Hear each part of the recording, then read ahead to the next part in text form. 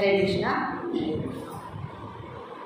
So యథావిధిగా అందరి ఆశీర్వాదంతో, గురు పరంపర యొక్క ఆశీర్వాదంతో మన మహాయజ్ఞమైనటువంటి శ్రీమద్ భగవద్గీత యజ్ఞం ఎంతో విజయవంతంగా జరుగుతూ ఉంది. అందుకుగాను మీ అందరికీ కూడా ఎంతో కృతజ్ఞతలు తెలిపాలి. అలాగే నిత్య జీవితంలో భగవద్గీతకు అందరికీ స్వాగతం, సుస్వాగతం. ఈరోజు చాలా సంతోషంగా ఉంది. మన అమ్మగారు కూడా వచ్చేసారు, లక్ష్మీకాంతమ్మ మేడం గారు కూడా వచ్చేసారు. చాలా సంతోషంగా ఉంది. తను ఇంకా బాగా మంచిగా కోలుకొని భగవద్గీతకు రోజు రావాలని ఆ భగవంతుడిని మనందరూ ప్రార్థిస్తాము. చాలా సంతోషంగా ఉంది. సో మనము ద్వితీయ అధ్యాయంలో కొన్ని శ్లోకాలను మనము మిస్ చేశాము. అలా మిస్ అవ్వకుండా, అంటే వాటిని మనం స్కిప్ చేయకుండా తిరిగి ఆ జ్ఞానాన్ని మనము ఏమాత్రం మిస్ అవ్వకుండా మన యొక్క అవగాహనలో మొత్తం అవగాహన చేసుకోవాలి. కాబట్టి మళ్ళీ కొద్దిగా వెనక్కి వెళ్ళి మనకి ఏదైతే అత్యవసరమో దాన్ని మళ్ళీ ఇక్కడికి తీసుకొని వద్దాం. ఇక్కడ సాయి సేవా సదన్లో ప్రతి ఒక్క శ్లోకాన్ని కూడా ఏది మిస్ చేయకుండా చెప్తూ ఉన్నాం. కాబట్టి ఇక్కడ కూడా మనం కూడా ఎంతో శ్రద్ధగా వింటున్నాం. కాబట్టి మనం కూడా ఏ శ్లోకాన్ని కూడా మిస్ చేయకూడదు అని భగవంతుడి యొక్క సంకల్పం. కాబట్టి చాలా సంతోషం. సో బృహదారణ్యోపనిషత్తులో చెప్పినట్లు యోవా ఏత దక్షరం గార్గి అవిరిత్వ అని అంటున్నారు. అస్మాత్ లోకాత్ ప్రైతి కృపణః అని అంటున్నారు. అయ్యా నేను కృపణుణ్ణి, కార్పణ్య దోషోపహతా స్వభావ పృచ్ఛామి త్వాం ధర్మ సమ్మూఢ చేత అని అంటున్నారు. ఇచ్చయ సాన్నిశ్చితం దృఢసంగే శిష్యస్తేహం షాదిమాం త్వాం ప్రపన్నం అన్నారు. ఇక్కడ బృహదారణ్యోపనిషత్తులు ఏం చెప్తున్నారు? యోవా ఏత దక్షరం గార్గి అవిరిత్వ తస్మాత్ ఏతి ప్రైతి కృపణః అని అంటున్నారు. ఇక్కడ అర్జునుడు చెప్తూ ఉన్నారనమాట. అయ్యా నేను కృపణుణ్ణి, నాకు క్షుద్రం హృదయ దౌర్బల్యం, నా యొక్క బాధ ఏంటి, నా యొక్క సమస్య అంటే ఏంటి, నాకు హృదయ దౌర్బల్యం అనేటువంటి బాధ ఉంది. నాకు మమకారం లేదా మోహం లేదా కొద్దిగా అజ్ఞానం అనే బాధ నాది. అంటే కదండి, మనం డాక్టర్ దగ్గరికి వెళ్తే మన సమస్య చెప్తాము కదండి, డాక్టర్కి అన్నీ చెప్తాము కదా. అయ్యా నాకు ఇలా ఉంది, ఇది నా బాధ, ఈ బాధతో నేను బాధపడుతూ ఉన్నాను. కాబట్టి క్షుద్రం హృదయ దౌర్బల్యం, ఈ మానసిక వేదన, ఈ హృదయ దౌర్బల్యం నన్ను ఎంతో బాధిస్తూ ఉంది, నా యొక్క కర్తవ్యానికి అడ్డుగా ఉన్నది అని ఎంతో మొహమాటంగా కాదు, నిర్మోహమాటంగా చెప్పేస్తూ వ్యక్తం చేస్తున్నారు. అది ఎలా వ్యక్తం చేస్తున్నారు? ఆ జగద్గురువుతో ఎలా శ్రద్ధాభక్తులతో, ఎంతో వినయంతో తన యొక్క వైరాగ్యాన్ని, జిజ్ఞాసని పరమాత్మ ముందు ఉంచాడు. మొత్తం తన మనసులో ఉన్నటువంటి వేదనని మొత్తం వ్యక్తం చేస్తున్నాడు అని చెప్తున్నారు. ఇక్కడ మనము 2.9వ శ్లోకంలో మనం వెళ్తే అయ్యా నాకేమీ అవసరం లేదు ఇక్కడ అంటున్నారు. సర్వేంద్రియాణం జరయంతి తేజ, సర్వేంద్రియాణం జరయంతి తేజ. అయ్యా నాకు యచ్చోక ముచ్చోషణం ఇంద్రియాణం అంటున్నారు. అయ్యా నాకు ఈ సుఖభోగాలతో, ఈ భోగభాగ్యాలతో, ఈ ప్రాపంచిక సుఖాలతో లేదా ఈ బాధలతో, మమకారం అనే బాధలతో నా ఇంద్రియాలన్నీ కూడా ఎండిపోతూ ఉన్నాయి. ఆ ఎండిపోవడం వల్ల నాకు ఎంతో బాధ, క్షుద్బాధ అనేది కలుగుతూ ఉన్నది. కాబట్టి నాకు ఈ భోగభాగ్యాలు, ఈ రాజ్యం ఏమీ అవసరం లేదు. ఎందుకంటే మనం అనుకుంటామండి నాకు అన్ని ప్రాపంచిక సుఖాలు కావాలి, అన్ని భోగభాగ్యాలు కావాలి అంటాం. మరి ఆ భోగభాగ్యాలను అనుభవించి మన ఇంద్రియాలన్నీ ఏమైపోతాయి? ఒక బస్సు ఉందండి, ఎంతో కాలం నడుస్తూనే ఉంది. ఒకరోజు ఏమైంది? ఆ మిషన్ ఏమైంది? ఆ యంత్రము నడవడము ఎందుకు? విరామం లేకుండా నడుస్తూనే ఉన్నది. అవునా కదండి? ఒకరోజు ఏమవుతుంది? ఆ మిషన్ పని చేయకుండా అరిగిపోతాయి. అందులో ఉన్నటువంటి ఆ యంత్రంలో ఉన్నటువంటి ఆ యంత్ర భాగాలన్నీ అరిగిపోతాయి. అలాగే మనం ఎన్నో సుఖాలు అనుభవించాలనుకుంటాం. ఆ అనుభవించే పద్ధతిలో మన ఇంద్రియాలన్నీ కూడా అరిగిపోతాయి, మన శరీరం కూడా అరిగిపోతుంది. అప్పుడు మనకు వచ్చేదే వ్యాధి. అదే మనసుకు పెట్టామనుకోండి, అప్పుడు మానసిక వ్యాధి. ఇదే అండి మన బాధ, అసలైన బాధ. కాబట్టి ఎన్ని సుఖభోగ్యాలు ఉన్నాయో ఈ ప్రపంచంలో అన్నింటినీ కూడా అనుభవించాలి అనేటువంటి తాపత్రయాన్ని తగ్గించుకోవాలి. ఎంత ప్రాపంచిక సుఖాలను అనుభవించాలనేది కాకుండా మనకు ఎంతవరకు అవసరమో అంతే కావాలి అనుకుంటే ఈ యంత్రం బాగా నడుస్తుంది కదండి. ఇప్పుడు చూడండి, మన ముందర చాలా రాజభోజనం మన ముందర ఉంటుంది. రోజు తింటామా? రోజు ఎంతైనా తినేస్తాం అమితంగా. ఒకరోజు ఏమవుతుంది? అజీర్ణం అయిపోతుంది. కాబట్టి ఆహార నియమం అనేది ఉంటుందండి శాస్త్రయుక్తంగా. ఆహారం అంటే మన పొట్టకి ఎంత కావాలో అంతే తీసుకోవాలి.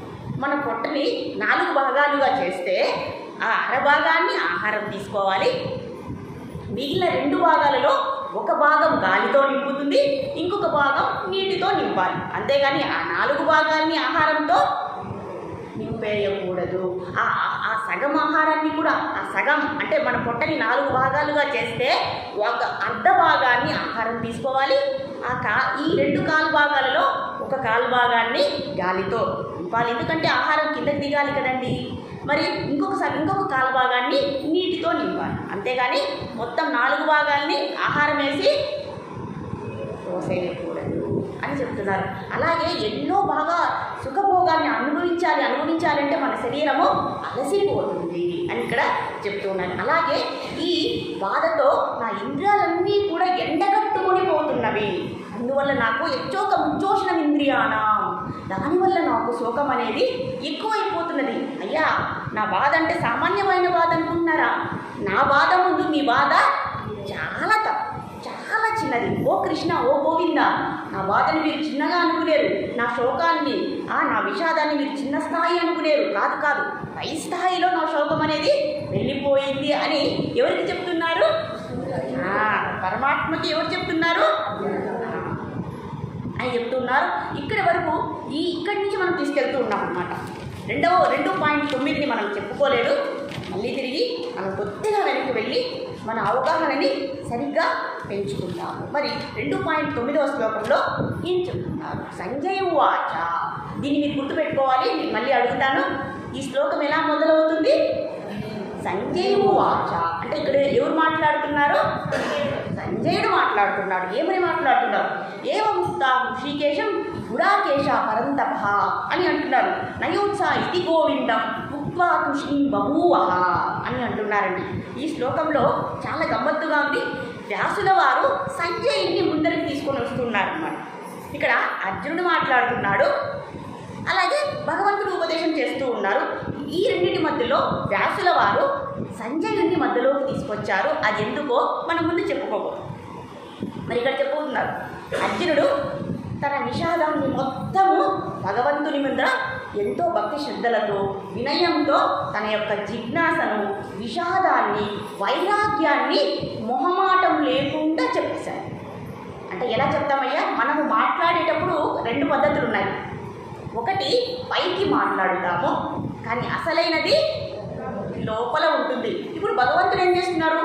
అర్జునుడు పైకి మాట్లాడుతున్నాడా, లేదా పైన ఒక మాట చెప్పి లోన ఒకటి దాచుకొని ఉన్నాడా? ఋషికేశుడు కదండి, కేశవుడు కదండి. ఎక్కడ ఉంటాడు ఆయన? మన హృదయంలోనే ఉంటాడు. మనము బాహ్యంగా చెప్పేదాన్ని అర్థం చేసుకుంటాడు. మరి అంతకంటే ఆంతరికంగా మనస్సులో మనం ఏమనుకుంటున్నామో దాన్ని కూడా పసిగట్టేటటువంటి గొప్ప సామర్థ్యం కలిగిన వాడు ఆ ఋషికేశుడు అయ్యా. కాబట్టి మనం మాట్లాడేటప్పుడు పరమాత్మ హృదయంలో ఉన్నారు. మనము బయటికి ఎంతో పద్ధతిగా మాట్లాడతాము, గొప్ప వాళ్ళలాగా, మంచి వాళ్ళలాగా, భక్తులలాగా ప్రవర్తిస్తాము. కానీ లోపల ఎలా ఉంటామనేది ఎవరు పసిగడతారు? ఋషికేశవుడు పసిగట్టేస్తారనమాట. అక్కడ చీర వేయలేదా అమ్మగారికి? సాయిరామ్ సాయిరామ్.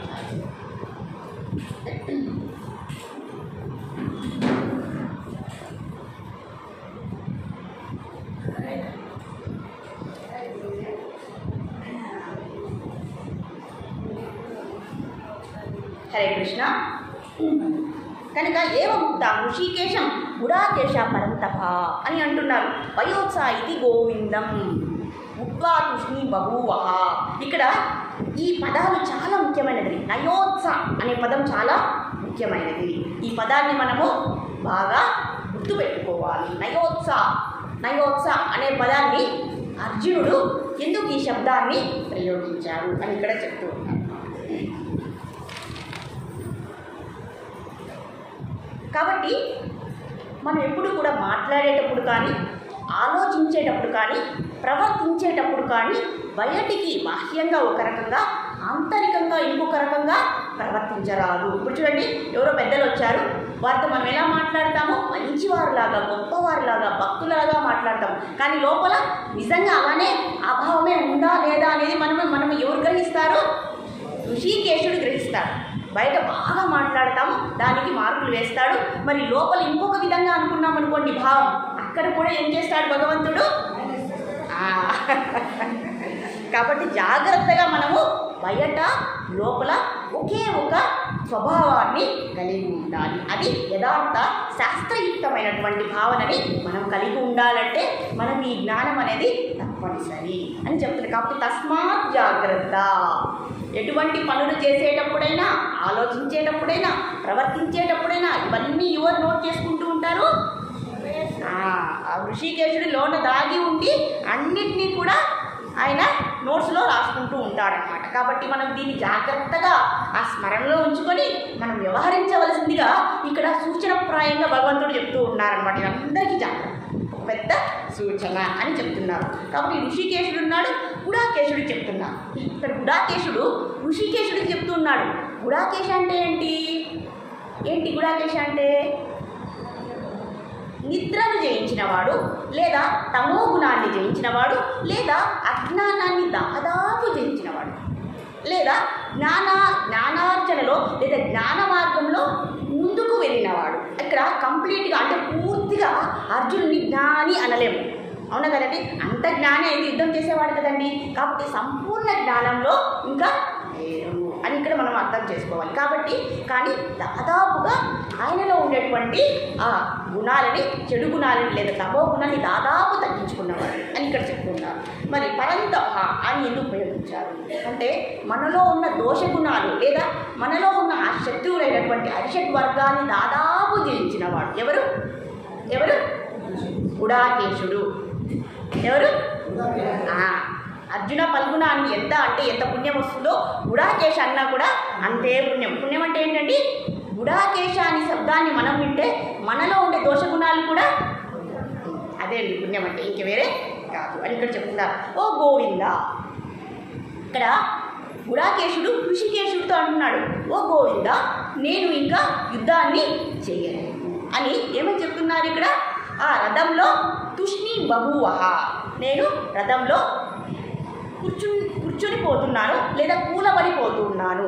ఇది నా వల్ల అయ్యే వ్యవహారము ఎంత మాత్రము కాదు. కాబట్టి ఓ గోవింద, నేను స్పష్టంగా నీకు చెప్తున్నాను, నేను ఈ యుద్ధాన్ని చేయలేను అనే మాటని సంపూర్ణంగా స్పష్టంగా ఆ ఋషికేశుడికి విన్నవించాడు అని ఇక్కడ చెప్తూ ఉన్నారన్నమాట. మరి ఎందుకు ఇలా చెప్పారు? అంతకుముందు శ్లోకంలో ఏం చెప్పారు? శిష్యస్తేహం షాదిమాం త్వాం ప్రపన్నం. అయ్యా, నేను ఆ హృదయ దౌర్బల్యం అనే బాధతో బాధపడుతున్నాను. నాకు ఎటువంటి మంచి నిర్ణయాన్ని చేసుకోలేకపోతున్నాను. కనుక మీరు జగద్గురువుగా మీరు ఏం ఆదేశిస్తే దాన్ని నేను శిరస వహిస్తాను. నేను మీ యొక్క శిష్యుడిని, మీరు ఏమి చెబితే అది నేను చేస్తాను అని మాటిచ్చాడు కదండి. మరి ఇప్పుడేమంటున్నాడు? ఆ పైన శ్లోకంలో ఏమంటున్నాడు? ఓ గోవింద, నేను ఇక యుద్ధాన్ని చేయలేను అంటున్నాడు. చూడండి, మాటిచ్చాడు, మీరు ఏమి చెప్తే అది చేస్తానన్నాడు. మరి ఇప్పుడేం చేశాడు? మాటని మార్చేశాడు.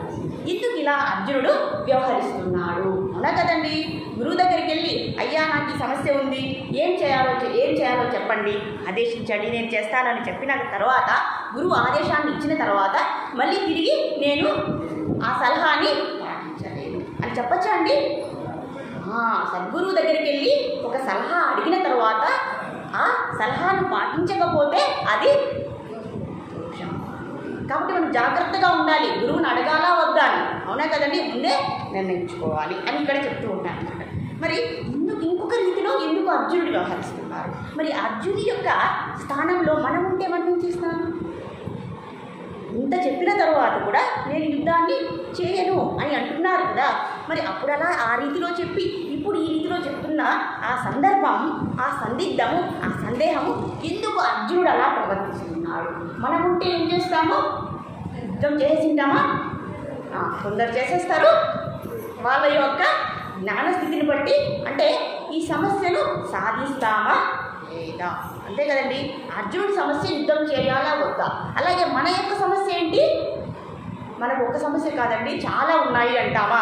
మరి ఎన్ని సమస్యలకైనా ఒక్కటే ఉపదేశాన్ని భగవంతుడు పక్షపాత రహితంగా చేస్తూ ఉన్నారు. కాబట్టి మన అన్ని రకాల సమస్యలకి ఒకే ఒక ఉపదేశం, ఆ ఉపదేశాన్ని మనం పాటిస్తే మన అన్ని సమస్యలు కూడా తీరిపోతాయి అని ఇక్కడ చెప్తూ ఉన్నారు. కాబట్టి అర్జుని యొక్క స్థానంలో మనమున్నా కూడా అలానే ప్రవర్తిస్తాము అని అంటున్నారు. అర్జునుడే మరి అజ్ఞాని కాదండి, జ్ఞాన మార్గంలో దాదాపు ఉన్నత స్థాయిలోకి వెళ్ళినవాడు అని ఇక్కడ చెప్తున్నారు. కాబట్టి సేనయోర్ మధ్య అని ఇక్కడ చెప్తున్నారు. ఇంతకుముందు ఏం చెప్పారు, సేనయోర్ మధ్య రథం స్థాపితమే ఓ అచ్యుత, రథాన్ని మధ్య రెండు సేనల మధ్య తీసుకెళ్ళి వదిలే, అక్కడ నమ్మి పెట్టు అని ఆజ్ఞాపించినటువంటి అర్జునుడు ఇప్పుడు ఎలా ఉన్నాడు,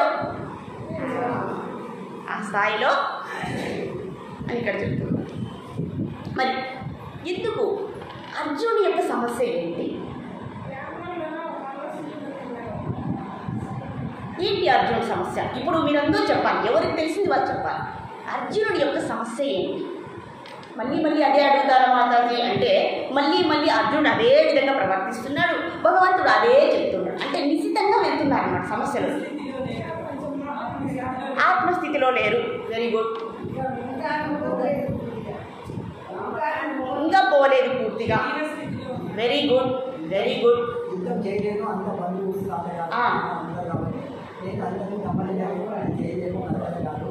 అని అంటున్నారు, మంచిది, మరీ మంచిది. ఇంకా ఏంటి అర్జున్ సమస్య? ఇది సమస్య. ఇంకా ఆ సమస్య లోతుకు వెళ్తే ఆ మోహం, సరే మోహం అన్నారు కదా, లేదా హృదయ దౌర్బల్యం, దానికి కారణమైనది ఏంటి, దానికి మూల కారణం ఏంటి?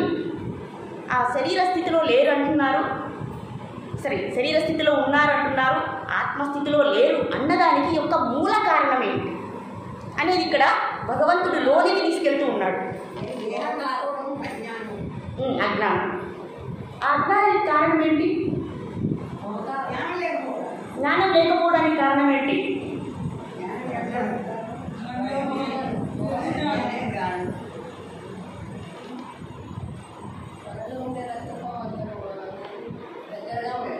అదే మమకారం అని దానికి పేరు పెట్టాం.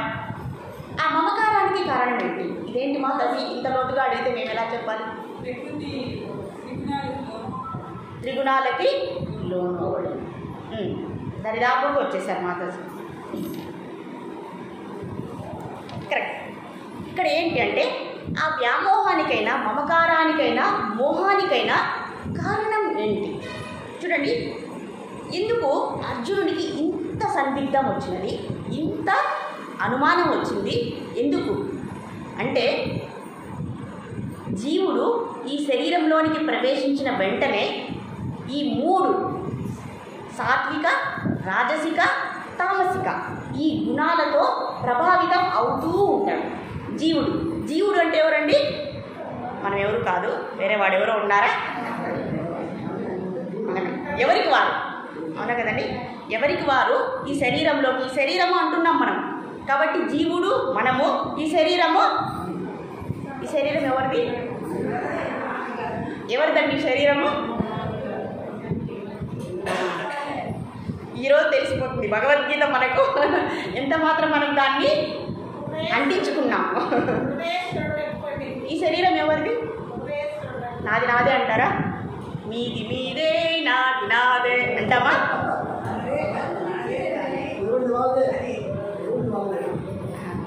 ఆత్మస్థితిని మర్చిపోయాడు కనుక మనమే ఈ శరీరం అనుకోవడం వల్ల ఈ అజ్ఞానం ఇంకా అజ్ఞాన స్థితిలో ఉంటే ఈ శరీరం మనదే అనుకుంటాం. మరి జ్ఞానం కొద్దిగా మనం కూడా అర్జునుడిలాగా జ్ఞానస్థాయిలో కొద్దిగా ముందరికి వెళ్ళామనుకోండి, మనం ఏమనుకుంటాము? ఈ శరీరం అనేది పంచభూతాలు ఇచ్చాయి, ఈ శరీరం నాది, పర్మనెంట్గా శాశ్వతంగా కాదు, తాత్కాలికంగా నేను ఈ శరీరంలో ఉన్నాను. ఇది సరైన, ఇది గుర్తుపెట్టుకున్నాము మనము. తాత్కాలిక శరీరము నాది కాబట్టి రేపటి నుంచి ఈ తాత్కాలిక శరీరానికి ఇన్ని సేవలు ఎందుకండి అనుకుంటామా?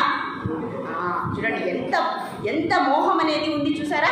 ఎంత తెలిసినా కూడా దాన్ని ఆచరణలో పెట్టడానికి ఇంకా మనకు అదే పదే ఎందుకు చెప్తున్నారు తెలుసా భగవంతుడు? ఇందుకే అంటే మెస్మరైజ్ చేస్తున్నారు, అంటే సమ్మోహనం చేస్తున్నారు, పదే పదే పదే పదే ఆ సూచన చేస్తున్నారు. అయ్యా నువ్వు శరీరం కాదు, నీ శరీరం తాత్కాలిక శరీరము, నీ యొక్క నిజరూపము అస్తిత్వము ఆత్మ శరీరము. మనదే శరీరం అండి, ఆత్మ శరీరం అని ఇక్కడ చెప్తున్నారు. కాబట్టి అర్జునుడి యొక్క బాధకు కారణము ఈ సాత్విక, రాజసిక, తామసిక. మరి అర్జునుడిని ఏమన్నాము? గుడాకేశ అన్నాము. మనందరూ కూడా ఈ 3 గుణాలతో బాధపడుతూ ఉన్నాం. ఇది ప్రకృతి నియమం. మరి అర్జునుడు మాత్రము ఈ 2 గుణాలతోనే బాధపడుతూ ఉన్నాడు. సాత్విక, రాజసిక. ఇది సాత్విక, ఇది రాజసిక. మరి తామసిక భావం ఏమైంది? పరమాత్మ యొక్క ఉపదేశంతో దాదాపుగా ఆ తామసిక భావన వెళ్ళిపోయింది. కాబట్టి ఆయనని గుడాకేశ, చీకటిలో కూడా ఈ బాణాన్ని చక్కగా వేయగలడు, అలాగే అజ్ఞానాన్ని దాదాపు జయించిన వాడు. కాబట్టి ఆ తామస గుణం అంటే ఏంటి? తామస గుణం అంటే మీరే చెప్పాలి, మాకు తెలియదు, మాకు అవసరం లేదంట. గుర్తుపెట్టుకోవాలి, మనం గుర్తుంచుకోవాలి. అందుకే పదే పదే ఎందుకు చెప్తున్నామంటే అన్నిసార్లు చెప్పడం వల్ల ఏదో ఒక మూలన మన యొక్క ఆత్మకి ఈ జ్ఞానం అనేది అంటుకుంటుంది అనేసి పదే పదే భగవంతుడు చెప్పడంలో అతని యొక్క ఉద్దేశం. కాబట్టి తామసిక అంటే సోమరితనము, అజ్ఞానము. తామసిక భావన అంటే సోమరితనము, అజ్ఞానం దీన్ని అంటారు. అలాగే ఇక్కడ అర్జునుడికి సాత్విక భావము, రాజసిక భావం. మరి సాత్విక భావం లేదా అర్జునుడికి? ఉంది, కానీ పరిపూర్ణంగా లేదు. మరి అర్జునుడు విశుద్ధ తత్వంలోకి వచ్చారా? లేదు. సాత్విక, రాజసిక, తామసిక భావాలకు ఇంకా ఎక్కువ ఉన్నత స్థాయి విశుద్ధ సత్వగుణం లేదా విశుద్ధ గుణం. ఇంకా ఆ స్థితిలోకి అర్జునుడు పరిపూర్ణంగా రాలేదు. సత్వగుణాన్ని జయించడానికే ప్రయత్నిస్తున్నారు. కాబట్టి అర్జునుడిని సాత్విక భావము ముందుకు తోస్తుంది. అయ్యా నీవు క్షత్రియుడిగా యుద్ధం చేయడం నీ కర్తవ్యము, కాబట్టి యుద్ధం చేయని సత్వగుణము, సాత్విక భావం ముందరికి తోస్తుంది. కానీ రాజసిక భావం ఉందే అదేం చేస్తుంది? ఆ రాజసిక భావం అనేది ప్రాపంచికమైనది, ప్రాపంచిక సుఖాలను కోరుకునేది. కాబట్టి అదేం చేస్తుంది? వెనక్కి లాగుతుంది. ఇదే అండి అర్జున్ యొక్క సమస్య. కాబట్టి సాత్విక భావన ముందరికి తోస్తుంది, కానీ దానిని మించి రాజసిక భావం వెనక్కి తోస్తుంది. అది ఎలా అంటారా? అది ఎలా అర్థం చేసుకున్నామా? ఈ ఊరిలో ఒక వ్యక్తికి 10,000తో ఉద్యోగం వచ్చింది. ఇక్కడ అందరూ ఉన్నారు, అన్ని పరిస్థితులు బాగున్నాయి, బంధుమిత్ర సమేతంగా చాలా హాయిగా ఉన్నారు, అకామిడేషన్ కూడా ఇస్తామన్నారు. మరి చాలా సంతోషించాడు. కానీ వెంటనే బెంగళూరు నుంచి ఒక మంచి ఆఫర్ వచ్చింది. అయ్యా నీకు 1,00,000 రూపాయలతో అకామిడేషన్తో నీకు ఉద్యోగం ఇస్తాము అన్నారు. 10,000తో ఇక్కడ పుట్టపర్తిలో ఉద్యోగము, చాలా సంతోషంగా ఉంది, అందరూ బంధుమిత్రులు అందరూ ఉన్నారు, మన ఊరే. కానీ రాజసిక భావన అనేటువంటి ఇంకొక ఆఫర్ వచ్చిందనమాట. 1,00,000 రూపాయలతో నీకు మంచి సిటీలో ఉద్యోగం దొరికినది. ఇప్పుడు ఆ వ్యక్తి ఏ వైపు లాగుతాడు? ఆ వ్యక్తి ఏ వైపుకు వెళ్తాడు? ఇప్పుడు ఒక్కొక్కరు చెప్పాలి, ఒక్కొక్కరు. అమ్మగారు, నేను అడిగిన అమ్మగారికి తెలుసు, దాటిపోయారు. బెంగళూరుకి వెళ్ళిపోతారా? Very good, very good. Claps కొట్టండి ఒకసారి, అందరూ క్లాప్స్ కొట్టారు. చూసారు కదా? Very good. డబ్బు కావాలి, పరపతి కావాలి, మంచి పేరు కావాలి సిటీలో. అక్కడ చూడండి ఎవ్వరూ ఉండరు మనకి సిటీలో, కొత్త ప్రదేశం ఆయే, అవునా కదండి? కానీ అక్కడ కాస్ట్ ఆఫ్ లివింగ్ అంటే ఏమంటారు? కాస్ట్ ఆఫ్ లివింగ్ అంటే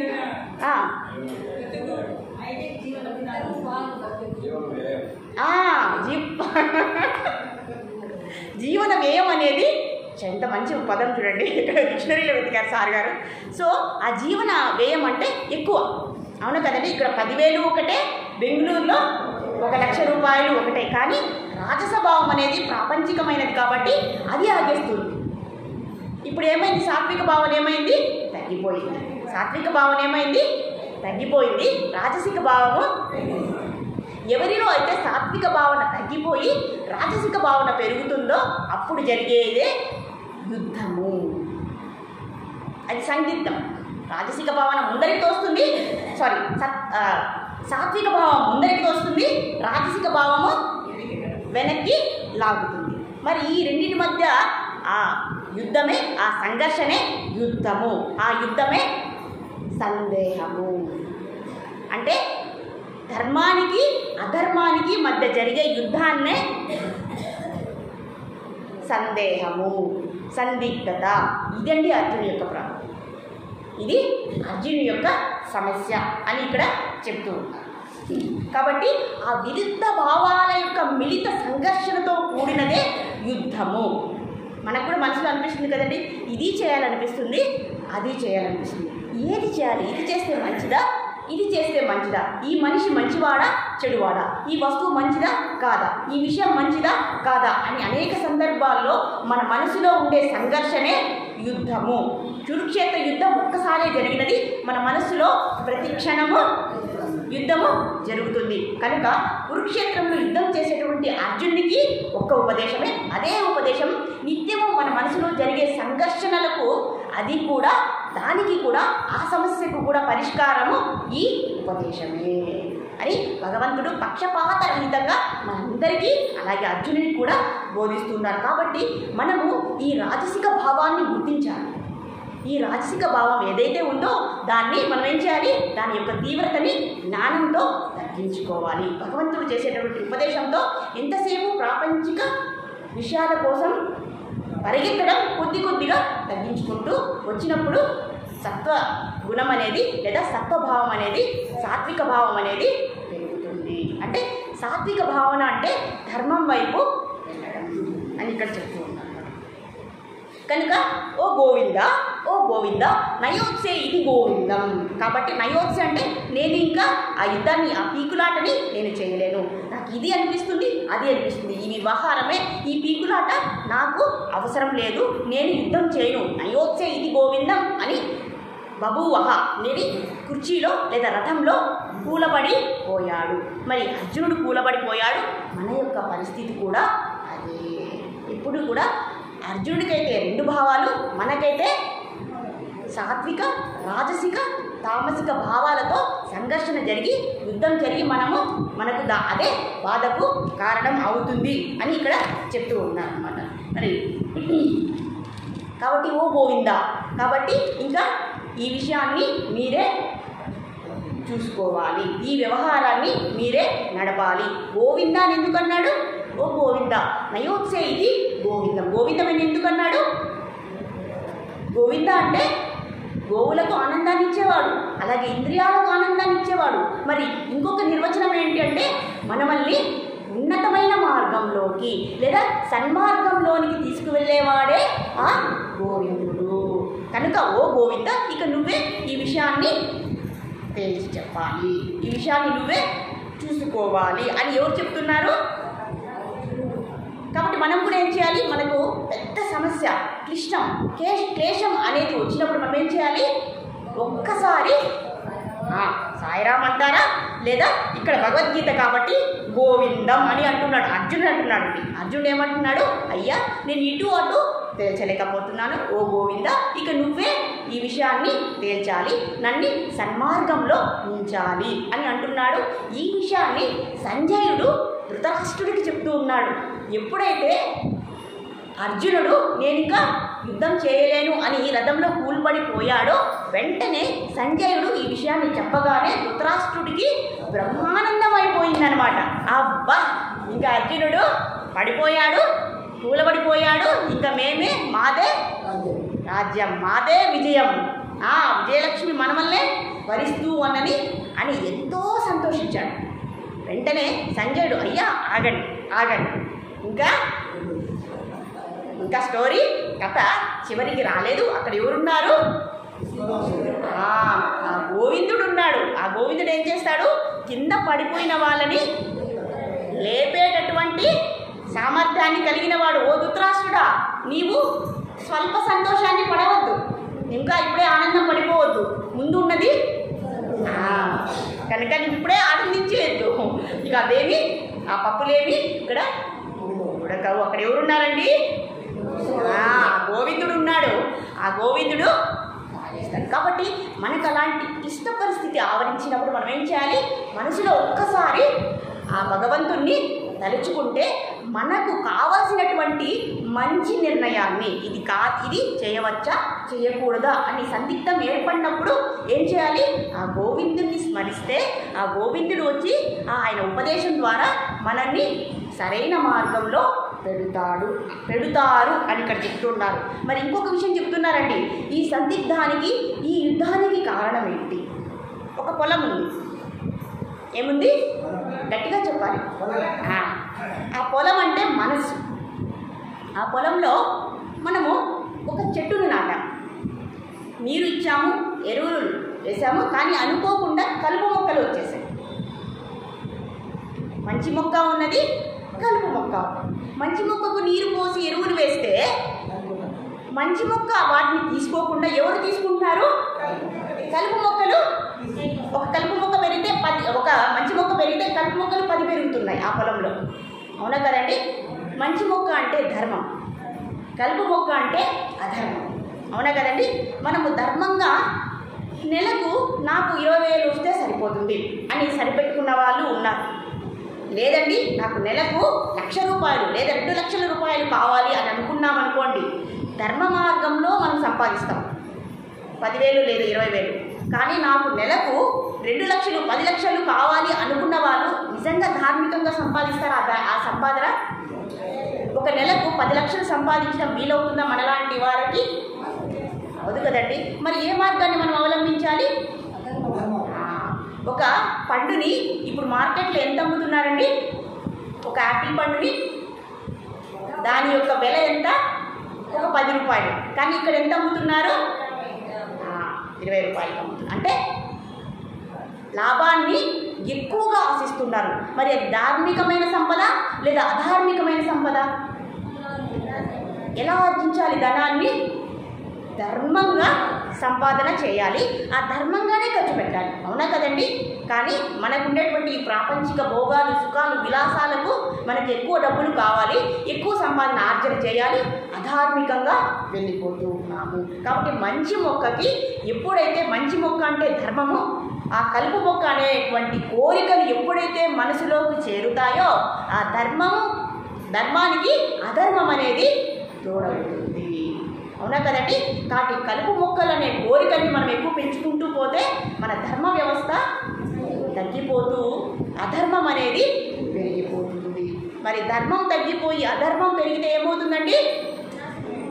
ఏమవుతుంది? ఎవరు వస్తారు? యదా యదా హి ధర్మస్య గ్లానిర్భవతి భారత అభ్యుత్థానమధర్మస్య ఏమవుతుంది? తదాత్మానం సృజామ్యహం. అప్పుడు ధర్మమే వచ్చేస్తుంది. ఎప్పుడైతే ధర్మం విలువ తగ్గిపోతుందో అంటే పొలంలో, మనసులోనే కాదండి, యుద్ధ రంగంలోనే కాదు, మన మనసులో ఎప్పుడైతే కోరికలు పెరిగిపోతాయో అధర్మం కూడా పెరిగిపోతుంది. మనం అధర్మ మార్గంలో వెళ్ళిపోతే ఏమవుతుంది?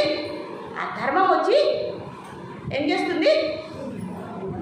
మనకు కాబట్టి మనము భగవంతుణ్ణి అప్పుడు ప్రార్థిస్తే ఏమవుతుంది? అయ్యా, నేను ధర్మ మార్గంలో వెళ్ళాలనుకుంటున్నాను, నాకు ధర్మ ప్రవృత్తిని కలిగే విధంగా మీరు ప్రేరణ చేయండి, నన్ను సన్మార్గంలో పెట్టండి అని మంచి సంకల్పంతో భగవంతుని ప్రార్థిస్తే ఆ భగవంతుడు ధర్మరూపమైనటువంటి ఆ ధర్మంతో సాక్షాత్ భగవత్ ప్రణీతం ఆయన వచ్చి ఆ ధర్మాన్ని మన మనసులో పెంచి అధర్మం అనే కోరికల్ని ఇస్తారు. కాబట్టి మన మనసులో కలుపు మొక్కలు అనే కోరికల్ని పెంచరాదు. ఎప్పుడు ఏం చేయాలి? కోరికల్ని క్రమక్రమంగా తగ్గిస్తే ధార్మికంగా ధర్మ ప్రవృత్తితో ఉండడమే మన యొక్క కర్తవ్యం. కాబట్టి ఆ కర్తవ్య బోధ చేసేవాడే ఆ ధర్మరూపమైనటువంటి భగవంతుడు అని చెప్తున్నారు. కాబట్టి ఎప్పుడు కూడా మన మనసుని మనం ఎప్పుడు కూడా పరిశీలించుకుంటూ ఉన్నాయి. మన ఆలోచనలు, మన వ్యవహారము, మన పనులన్నీ కూడా ధర్మ మార్గంలో ఉన్నాయా లేదా అని ఎప్పుడు కూడా పరీక్షించుకునేవాడే వివేకవంతుడు. లేదా ఎలా పడితే అలా సంపాదించుకోవాలి, ఎలా పడితే అలా భోగం చేయాలి అని అనుకునే వాళ్ళ యొక్క పరిస్థితి ఏమవుతుంది? అధర్మ మార్గంలో అధో స్థితిలోకి మనము వెళ్ళిపోతాము అని ఇక్కడ చెప్తూ ఉంటారు అన్నమాట. మరి మంచి మార్గం, మంచి ఆలోచనలకి నయోత్సే ఇది గోవిందం అంటారు. మరి చెడు ఆలోచనలు కూడా మన మనసులో వస్తాయి కదండి, అప్పుడు ఏం చేయాలి? నయోత్స లేదా నయోత్సే ఇది గోవిందం అనుకోవాలి. చెడు పనులకు ఆ గోవిందుని పిలుస్తామా? అయ్యా సాయిరాం వచ్చి నాకు ఆ చెడు పని విజయవంతమయ్యేలాగా చెయ్యి అని కోరుకుంటామా? కోరుకునే వాళ్ళు కూడా ఉండాలండి. కోరుకునే వాళ్ళు కూడా. ఇద్దరు స్నేహితులు ఉన్నారంటండి, చాలా మంచి స్నేహితులు. ఒక స్నేహితుడికి చాలా మంచి ఇల్లు ఉందన్నమాట.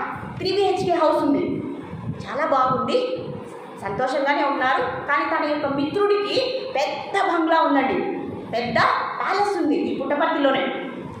ఈ మిత్రుడు ఏం చేశాడు, తన యొక్క స్నేహితుడిని చూస్తూ ఎప్పుడు బాధపడేవాడు. అయ్యో నాకు చిన్న ఇల్లు ఉంది, నా స్నేహితుడికేమో పెద్ద బంగ్లా ఉంది. ఒకరోజు ఇద్దరు కలిసి దేవుడి దగ్గరికి వెళ్ళారట, ఆలయానికి వెళ్ళి ఇద్దరు ప్రార్థించారట. ఒకరేం ప్రార్థించారు, అయ్యా నాకు ఈ ఇంటిలో ఉండడం చాలా బాధగా ఉన్నది, దయచేసి నా మిత్రుడి యొక్క భవనం ఏదైతే ఉందో దాన్ని నువ్వు అతనికి లేకుండా నాకు ఇప్పించే. మరి అతనేం కోరుకున్నాడు దేవుణ్ణి, అయ్యా నీవు నేను చేసినటువంటి అప్పులు చేసి ఈ భవనాన్ని నేను కట్టాను, నా అప్పులని నీవు తీర్చవలసిందిగా నిన్ను ప్రార్థిస్తున్నాను. ఇద్దరు చాలా సీరియస్గా ప్రార్థించారండి. ఇంకా ప్రార్థించి ఆ తెల్లవారికి ఏమైంది తెలుసా, ఆ 2 BHKలో ఉన్న మిత్రుడు ఈ భవనంలో ఉన్నాడు. మరి ఆ భవనంలో ఉన్న వ్యక్తి ఈ 3 BHK హౌస్లో ఉన్నారు. ఆయన లేస్తూనే అబ్బా దేవుడు నన్ను కరుణించాడు కాబట్టి నాకు ఈరోజు లేస్తూనే నేను పెద్ద భవనానికి అధికారిని అని సంతోషించే లోపలే చాలామంది వర్తకులందరూ ఇంటికి వచ్చేసారు అన్నమాట. వాళ్ళందరూ ఏం తీసుకొచ్చారు, వచ్చే ప్రామిసరీ నోట్లు ఉంటాయి కదండి, చాలా కోట్ల అప్పు చేసి ఆ భవనాన్ని ఆయన నిర్మించాడు. కనుక ఆ అప్పును తీర్చడానికి వాళ్ళ దగ్గర ఉన్నటువంటి పత్రాలు తీసుకొని వచ్చి ఆ ఇల్లుని మొత్తం స్వాధీనం చేసుకొని వీడిని బయటకి నెట్టేశారు. మరి ఈ మిత్రుడేమో చక్కగా 2 BHK హౌస్లో చాలా సంతోషంగా ఉన్నారు. కాబట్టి పక్కనే వాడికి చెడ్డ జరగాలని మనం ప్రార్థిస్తే ఏమవుతుందండి? కాబట్టి ఎప్పుడైనా సరే మనలో చెడు ఆలోచనలు, చెడు ఆశలు కలిగినప్పుడు ఏం చేయాలి, వాటిని మనమే వాటిని, లేదా మనకు ఆ శక్తి లేకపోతే ఆ భగవంతుణ్ణి ప్రార్థించాలి. కాబట్టి నయోత్సే ఇది గోవిందం అని అంటూ ఉన్నారనమాట. టైం ఎంత అయింది? సరే, మరి ఈ శ్లోకాన్ని మరి నెక్స్ట్ టైం చెప్తున్నామా? సరిపోదు టైం. కాబట్టి మనలో ఉన్నటువంటి ఆ సత్వగుణాన్ని ఈ విధంగా భగవంతుడు ఉపదేశం చేస్తూ ఉన్నారు. అర్జున్ని మంచి ఉన్నత స్థానంలోనికి ఆయన తీసుకువెళ్ళడానికి ప్రయత్నిస్తూ, అలాగే మనలో కూడా గోవిందుడు లేదా మన దేవుడు ఉన్నారు కాబట్టి మనం కూడా ఆ దేవుడిని ప్రార్థించి మనకు ఆ సందర్భాలలో క్లిష్ట పరిస్థితుల్లో మనకు కూడా సరైన నిర్ణయం చేసి పెట్టాలని, సన్మార్గంలో లేదా కర్తవ్య ప్రవృత్తిని ధర్మ ప్రవృత్తి కలిగే విధంగా మనల్ని ప్రేరణ చేయాలని, మనం ఏం చేయాలి, మన కర్తవ్యం ఏంటి, భగవంతుణ్ణి ప్రార్థించి ఆ కోరికలు అనేటువంటి అధర్మాన్ని తగ్గించుకొని ఆ సాత్వికమైనటువంటి ధర్మాన్ని మనం పెంచితే అప్పుడు మన మనసులో మొత్తము కూడా ధర్మనిష్టే ఉంటుంది. కాబట్టి ఆ సంఘర్షణ, యుద్ధం జరిగేటటువంటి ఆ సందర్భమే రానివ్వకుండా మనము చేయాలి. దీని యొక్క మన కర్తవ్యం ఏంటి, భగవంతుణ్ణి ఆరాధించాలి. భగవంతుడు తప్ప ఈ సృష్టిలో ఎవరూ కూడా మనకి సహాయాన్ని చేయలేరు. కాబట్టి భగవంతుని యొక్క శరణాగతి పొందాలని అర్జునుడికి అలాగే మనందరికీ కూడా భగవంతుడు ప్రబోధిస్తున్నారు అని మనం ఈ శ్లోకం ద్వారా అర్థం చేసుకోవాలి. హరే కృష్ణ కృష్ణ కృష్ణ హరే హరే, హరే రామ రామ రామ హరే హరే. శ్రీమద్ భగవద్గీత కీ జై, శ్రీల ప్రభుపాద్ కీ జై.